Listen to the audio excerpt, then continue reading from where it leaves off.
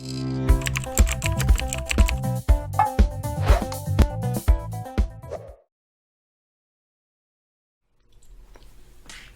so we covered b5, bishop d5, double exclamation mark variation. Let's see how about if black just play a castle. So instead of b5, just play a normal continuation. Rook c1 we play with the similar way, b5, and okay, now b5. Because of course now one move later, because he castled, bishop d5 is not working, yes, because there is no check on the e file. So it's a huge difference. Yes, here if e takes d5, then rook e1 check was the point. So castle, rook c1, b5, but then we go back to b3 already, and bishop b7. But okay, we have also compensation, thanks for the d6 pawn, rook e1, and now we have bishop pair also, knight a5. And okay, it's a very important point in chess. Sometimes we have to change the advantage for something else. So for example, one of the advantage is the bishop pair here, but now we change that for a penetration, so we don't come back with the bishop, we go to rook c7 and create several problems for the opponent there. Knight takes b3 and knight g5 exclamation mark. Yeah, it's a great intermediate move, very smart. We already saw similar, so we don't take it back, we focus on the king side's attack, and of course with this move we attack the knight. Knight f6, and another brilliant intermediate move, bishop e5, still not taking back the knight on b3.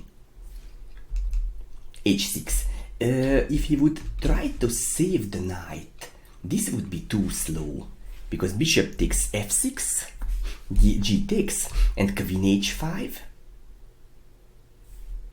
threatening with checkmate on h7, f takes g5, and now we come with the typical checkmate, check, queen f6, and rook e3, or rook e5, or rook c5, all of them are winning.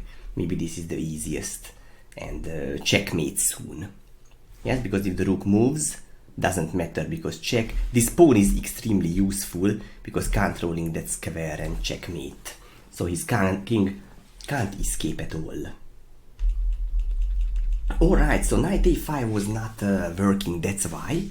Let's see how about h6. Yeah, because what else? Bishop takes f6 also, and h takes g5. Yeah, because g takes f6 seems to be very bad. Now we have several moves. For example, this knight e6 is extremely smart continuation, and the idea is that if he's taking back, then we take the knight back, we get a back pawn from it, and he almost can't move. So for example, rook c8 try to exchange, then queen g4 check, king f8, rook ec1, rook takes c7, rook takes c7. So clear bishop down, but completely winning position. For example, bishop d5, queen h5, e5, yes, to avoid the checkmate, but it gets another checkmate, queen h6, king g8, and rook c3. Very nice. We force his king back to the g8, and then the rook is coming back, and no possible to avoid, because if bishop e4, check, bishop g6, and rook h3 now, and no possible to avoid the mate. Maybe immediately rook h3 was also good. Awesome, so g takes f6 also doesn't help at all. H takes g5, queen h5, sacrificing another piece for the attack, so it's excellent. G takes f6 and h4. So this was the plan, 2 pieces and the pawn down, but we have so excellent attack that is simply brilliant. For example, let's see if 9d4. Of course, taking this is extremely hopeless because queen g4 check, it's also typical. King is going to the h file. Then we I think the easiest if we take the pawn, the king is going somewhere, then check again, force him to the h file, and then rook e3 and checkmate. These are typical kind of checkmates. But of course this is not working. Let's see, how about knight d4 to come back a little bit towards his king, but also can't really, because this d6 pawn is also cut the board on the half part, and his pieces are like the furnitures, can't play from each other. Queen d8, and now coming a brilliant continuation here, which is not really possible to understandable first. Rook c5 double exclamation mark is a fantastic move, because rook c3, which could be more human, to create a threat on g3 or h3. It is leading only for a draw, because bishop f3 is usually a nice defending move. We will see similar also, because as the principle says, why you have material advantage, that's why, because in the critical moment you can give back. Rook takes f3, knight takes g takes, and f takes g5. Rook e5 seems to be still very dangerous, but it says after f6, queen g6, king h8, we have only perpetual checks. So we can't checkmate him because the rook can't go to the h file quickly. This is controlling by the pawn, and this is too many moves. Then king, queen e8, and already black is winning, so that's why we have to give the perpetual checks and keeping the draw. Okay, let's go back. Let's see why this rook c5 is a fantastic move. Because now we are threatening with g takes f6, and the rook is coming on the 5th rank, and if he would like to cut with e5, then we go to the 3rd rank. But let's see what is the difference. If bishop f3, rook takes now, knight takes g takes, f takes, rook e5, and if f6, so if I want to play it like the same, I have an extra e7 square and winning. So this is an extra square, and this deciding the game. So it was a brilliant idea to provoke e5 and only then come back. It's simply excellent. Rook takes g5, if rook e8, he has to sacrifice the queen, but the white endgame is much better, because we have, for the two rooks, we have a queen and a pawn, and we can feel that soon we will win another pawn, maybe the d7 one. Yeah, so it's, yeah, he's in a big trouble right now. Okay, so this was the knight d4, and let's see what is still possible. Bishop f3, double exclamation mark. It's a brilliant defense with black also, because his idea is that he forces back our pieces. So queen comes and then knight d4, and the knight can come back by tempo. But why don't we take with the pawn? Because if you would take with the pawn, then he can also come back with knight d4, and if we continue with kind of h takes g5, then he can come with queen d8, and how next? Maybe king g2 prepares for rook h1, and knight e2, a brilliant defending move, threatening with knight f4, and if he takes it, then f takes no, not f takes g5, no, it's winning. Maybe this is also an interesting way. So let's see. So knight d4, h takes g5. It's not so sure how he can play. Okay, queen d8 is is an option. But yeah, probably this g takes f3 is a very, very interesting option which has initiative. In the analysis it happened only queen takes f3, but we have several interesting alternatives which maybe sometimes decide the game. Knight d4, queen takes f6, this is also really tempting, by the way. Rook d7, rook e7, queen takes g5, rook 1 takes c6, also a smart move. This knight is pinned and the pawn can't take because checkmate here. So rook a8, he should ignore that, but now we have 3 pawns already and his knight is passive. d7, moreover we have a strong d pawn. Queen c1 check. Okay, he is happy to exchange the queens. And after rook b8, let's say it's an unclear endgame, but white doesn't need to worry on anything because black is fighting for the equalizing. Good, very good. This was this queen c7 variation, very interesting. And let's see the a6 one. a6 is the more solid, also like the in the previous variation when pawns are e6, a6. However, these are also always losing some tempo. Castle and knight ge7. How about if he plays queen c7 now, because now he already prevented knight b5. Then we have rook e1, continue the development like this, bishop c5. Yes, because also what? Knight f6, e5, not working. If knight g7, then block the bishop. Maybe I can also play e5 after that. Sometimes even knight d5 also. So in this case, what else can he do? So bishop c5 and e5, also the same move. f5. Yes, because if knight g7, if he would continue the development like this, we can play kind of knight e4 already. And okay, he can take this pawn, but somehow we can feel that we have a very good pressure here, at least bishop f4.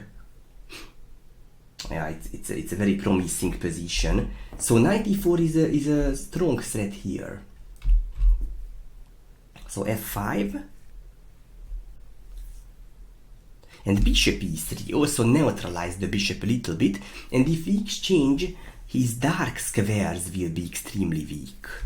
So bishop takes, rook takes, kind of knight ge7, and bishop b3, simply come back with the bishop, and yeah, later on we can come with bishop b3 is also a useful move, because while the bishop is the first piece, from back he can also create a strong pressure, and we can continue with rook c1 soon. So this is also completely fine. And yeah, this was the queen c7. Knight ge7 is the main. Let's see how is that. Of course, his dream is that, as he can't put the knight to f6, his dream is that he would like to go to g6, bishop e7 castle, finish the development and keeping the pawn up. But here we have bishop g5, the dangerous pin move, and h6. How about f6 to avoid the pin already? And if bishop e3, then b5. Bishop b3 and knight g6. How about this position? How can we try to punish him somehow? Knight d4 is a completely acceptable, interesting way, but how about the typical alternative knight d5? A very, very interesting way. E takes d5, e takes d5, and knight ce5. If knight ce7, if he goes back, then we would play d6. The knight can't really move, because if he moves, for example, to c6, I think we can play queen d5 is also strong, but even rook e1 is maybe easier. Threatening with discovered check, maybe kind of knight e5. and bishop f4. So piece typical piece down, but black can't move at all. Bishop b7, that's why. Sacrifice back immediately. Okay, we capture. D takes e7, bishop takes e7, and let's see how then. Bishop d5. And after bishop d5, white is better, but why? We have a pawn down, but something very, very similar story like before, because can't castle. I am much more active. So what can he do? Yes, he has several problems here. Yes, several problems. Bishop takes d5, queen d5, also isolated pawn there. So there is no any special defending or something like that. So it's already more than a compensation, much more. Okay, so knight c7, that's why is not really good. But let's see how about the knight ce5. Also d6 exclamation mark, a very, very important move. Otherwise we have a piece down, so we should find kind of counterplay here. Bishop b7, knight takes e5,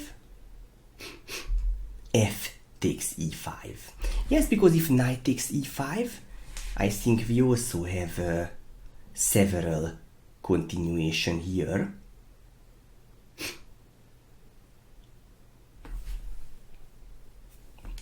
For example, rook e1. Also we try to pin him a little bit.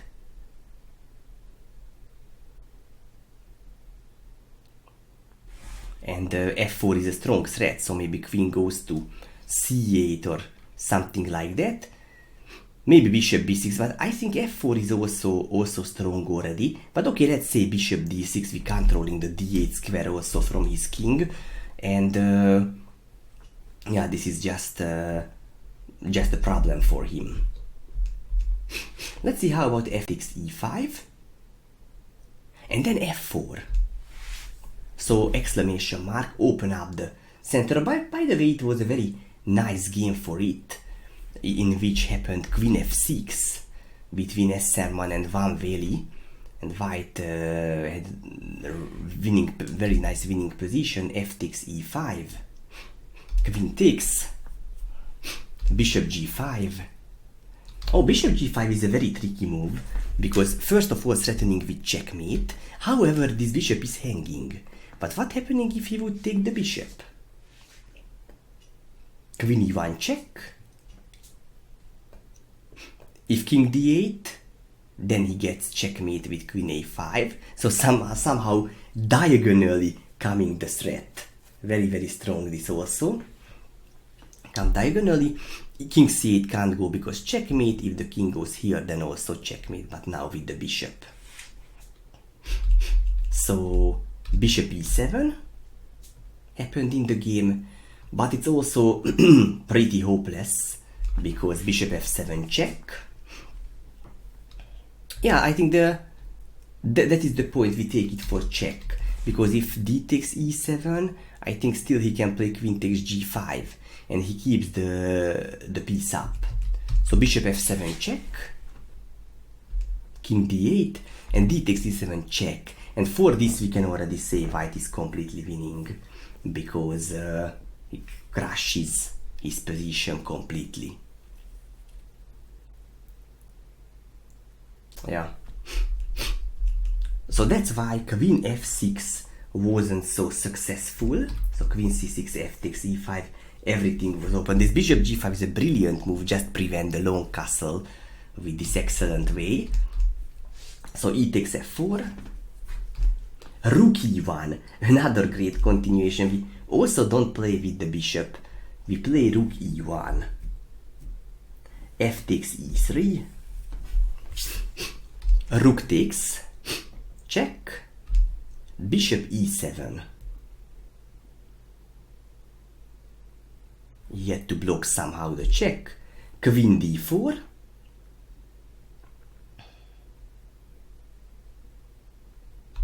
Queen c8. Yeah, because very hard to come out. So what else can he do? So queen c8, rook a e1. Also, we don't rush to take back the piece. We just come with the next rook also. And this is the point why all pieces are playing completely. Queen c6, okay, still threatening checkmate on the long diagonal. This was a very logical way with the queen c8. Rook f3 now, so we block it. And king d8. Yes, the long castle was not working. He could just finish the development. But first of all, d takes e7. He goes somewhere with the rook. And rook c3 is winning the queen. So this was the main danger. After that, he can just come with the rook on the c file and pin the queen.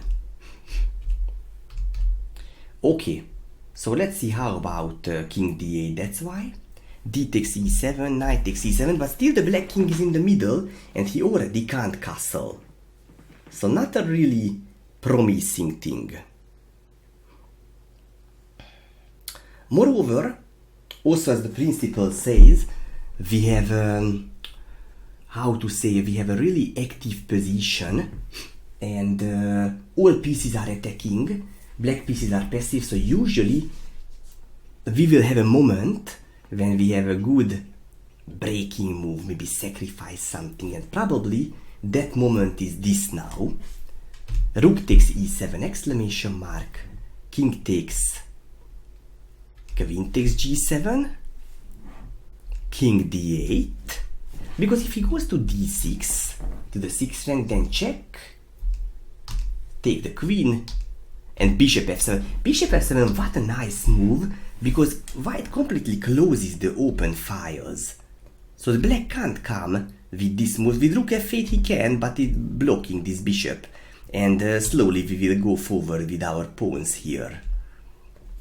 And yeah, black is in some trouble. White is clearly better in the current position.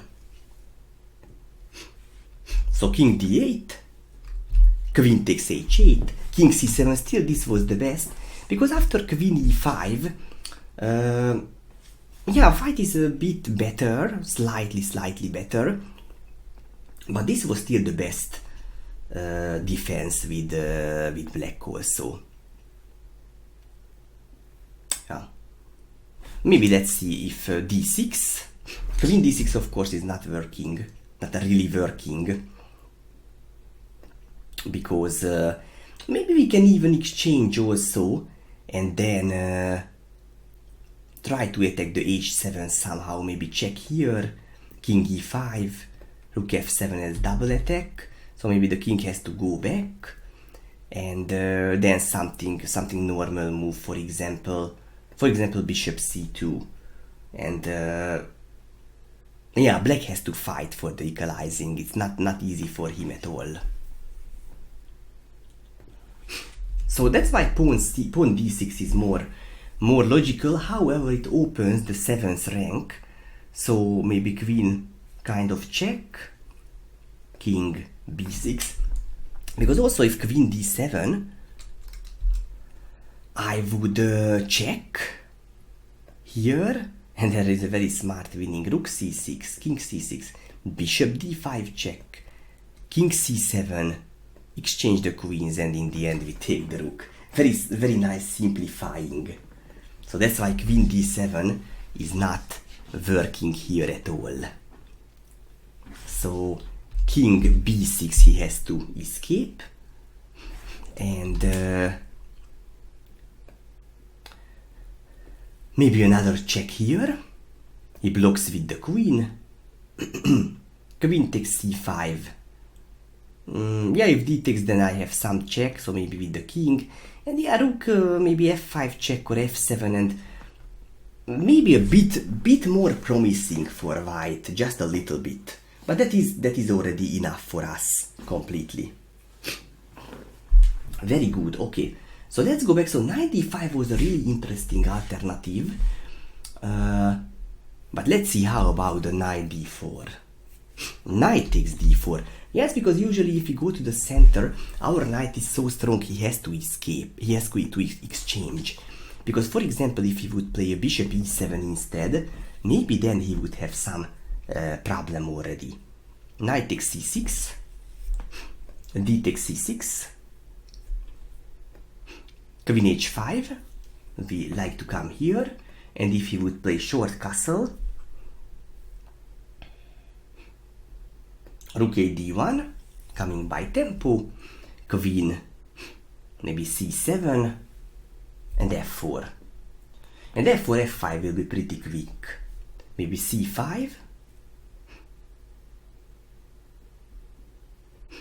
The idea is that if f5, then c4. F takes g6 and take back. And he also win back the piece. But here we again have a nice move, knight d5 exclamation mark. So always these tactical motives we have to be consider, because many times those are the solution. Now for example win the a8 rook. Okay. So that's why knight takes d4, it's simply forced to exchange that. Bishop takes, and bishop d6, so strange square of the bishop, but he wants to play queen e7 then. Let's see if he would put a more natural e7 move, and okay, then how can we continue? Little bit less active than the bishop d6, queen e7, but also something. f4. So very important to grab the initiative immediately, and if he would play kind of castle, then I already have. Okay, first of all, if f5, which was a general plan, then knight e5 he can still play. But maybe I have also this tactical motive with knight d5 to jump here, and again he can't take because the exchange has lost, and sometimes bishop b6 or knight b6 we have, and yeah, we can create kind of attack against the opponent pieces.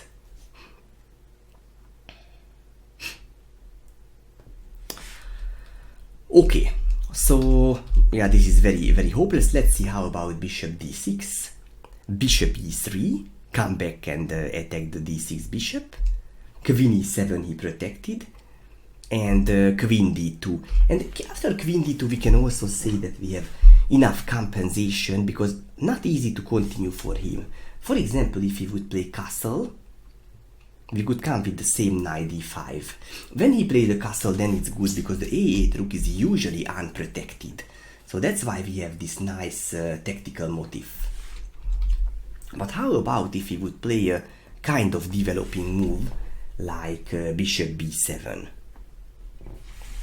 Then we can play rook fd1. Usually we come with the f rook instead of the a, because this rook will come to the c file. It is just more useful for him. Bishop goes to somewhere, maybe b4. Let's see if first if he goes back to c7, but then maybe I can start to attack him immediately with a4, b4, and knight e2 simply. And then we will just come with rook a c1. So for example, okay, castle is not working because the d7 is hanging. Yeah, this is his problem. If castle, then knight d5, yes.